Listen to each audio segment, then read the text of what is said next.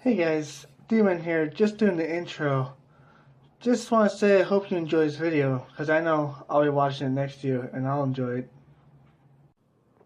Hey guys, Demon here, doing another Adventure Time review. This time, Temple of Mars.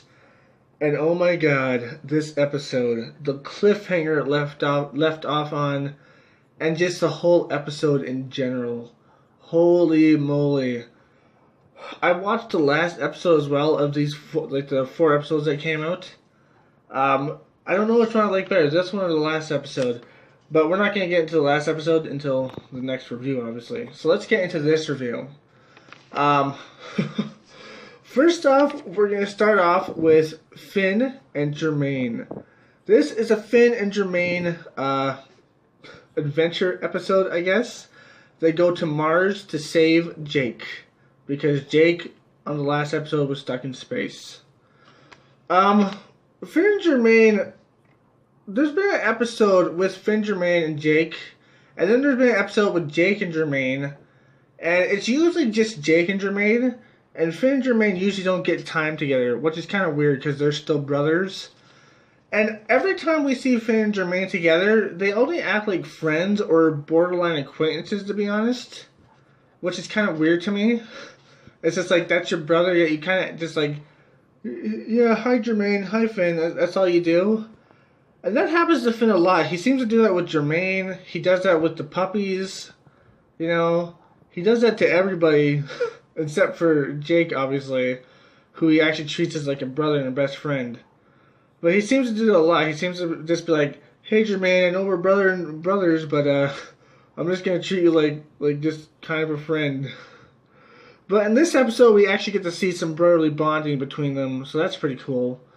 And Jermaine, he talks when he gets nervous. So that's pretty cool. I just wanted to bring that up. That's a little flaw in Adventure Time that I thought that I've always noticed that Finn, even when he's with family like the puppies or Jermaine himself, he always acts like they're only acquaintances to friends. And he never acts like they're anything more than that, which is kind of annoying. I don't know, that's not the way I behave around my family. But it's pretty cool to see that they had this little adventure and they were bonding on it. That's pretty cool. And then the next one is Mars and King Man now as Normal Man. Well, once he was known as Magic Man, now he's known as King Man. He was known as Magic Man, Normal Man, King Man. So they go to Mars. Jermaine's reaction is pretty funny. He's just like, whoa, Mars. It's a pretty cool episode. It's pretty cool. They go to Mars. They meet up with Betty and King Man. Finn gets a little bit angry at her, but then he forgives her because he's Finn. He forgives most people, you know. We're gonna get into Betty a little bit later because that's the big part of this episode, man. That's the big part. But we get to see Mars. We get to see King Man. I mean, yeah, King Man now. His name is. He's making statues of himself. I'm assuming that's himself, and also of Margles. Is her name? I think her name is Margles, right? He's making people make statues of Margles. I guess it's okay because he rolls them, and he's doing a pretty good job. So whatever. It's pretty funny to see the statue, to see him because. When he was when he was Magic Man, he was a complete asshole, terrible person sort of thing. And when he was Normal Man, he was a bit boring and a bit lackluster, and he was feeling empathy a lot. But now that he's Magic Man, he's really grown into a different character. He's not a complete asshole, but he's not this boring, just justice sort of thing guy. He's on the side of justice and good. He does do some things that are a little bit douchey, little pranks here and there. He gives Finn a noogie. He screws around with Jermaine just because he could, I guess. But at the end, he's there to help. But he still has that tendency to fool around with people, like Magic Man did, but not as bad as Magic Man. I like to see that. And then we move on to the quest. They have to go into this big box And they had to wear Mars hats for it, even though the doorman didn't really care. But they had to go to this big temple, I guess, because I guess that's what temple is in the title. So they had to go into this big temple.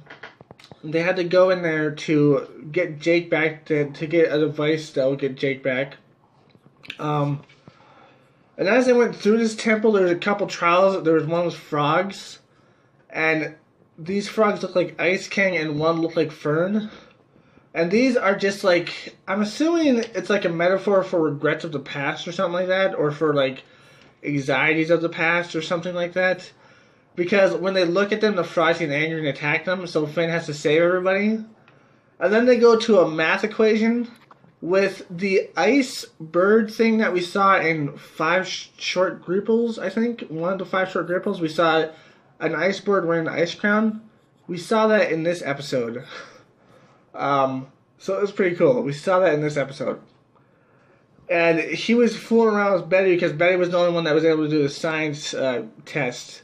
But it kept on changing it until Finn went to attack it and fell through the science test because the bird thing flew away.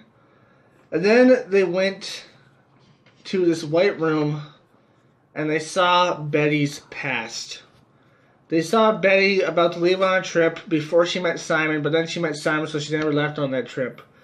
But then the magic Betty of today changed it so she did leave, even though it was just a metaphor for, like, I can change my past, even though she can't really change her past. So it was kind of a metaphor, but she changed it. And then the door opens up, and we see Jake. A little bit anticlimactic, to be honest. Jake he's back now. He's off the rock. We never really get any, well, we get, like, a reason why. I guess the temple was the machine itself to bring Jake back. But it was just really anticlimactic sort of thing. And we never get, like, what happened on that rock afterwards. And he didn't even look skinny or anything. And he's been gone for, like, a month. He's been gone for, like, over a month. So it's kind of weird. But whatever. You can't last without water for over a month. But maybe Jake can because he's an alien. Well, half alien. But anyways, we get that. We get Jake back. It's a little bit anticlimactic, as I said. And my cat's meowing. And then we move on to Betty, and oh my god, this is the whole part. This is the cliffhanger part. This is the part where Betty is crazy enough to go against a freaking space god. She's crazy enough to go against Globe?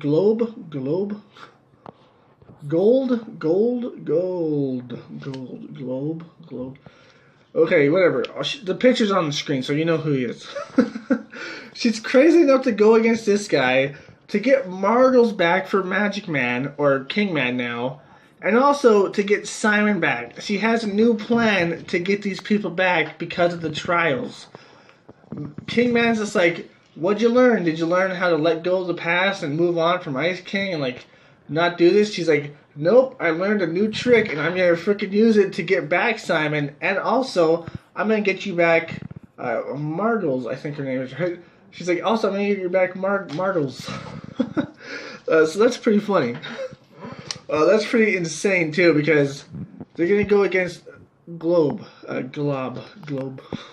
whatever, the big red demon in space, the big red demon god in space. They're going against them. And I assume Finn's gonna come with. I thought these were the last episodes, to be honest, but I guess not, because both of these last episodes leave on a cliffhanger. So I assume there's gonna be more episodes after this. I hope there is, at least. Because, ooh boy, that's gonna be so freaking awesome to see what happens. I'm hoping they can bring back Simon. Ooh, it's gonna be awesome.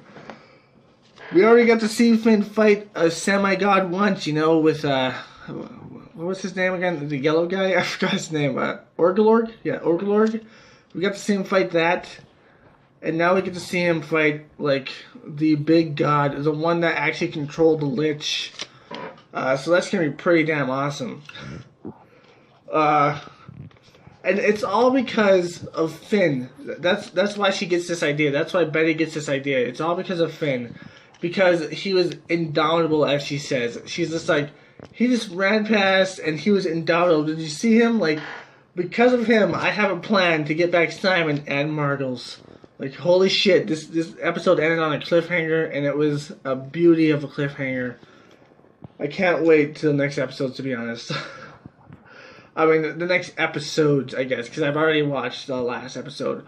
But you will get a review tomorrow of. But this episode in general, freaking fantastic. I just had so much to say about it. All in all, really good. A lot of humor in there. Brotherly bonding. And at the end, man. At the end, Betty is still crazy, and she's gonna go try to save Simon by going against a freaking god in space. Pretty much a god. He's not a god, but he's pretty much a god. I wonder if Finn's sword's gonna come in handy here. Who freaking knows? Who freaking knows? It's gonna be awesome though. Anyways, that's my review. Hope you liked it. If you did, like, comment, subscribe, and share. And as always, my friends, stay sane. Peace. I'm just here to say again.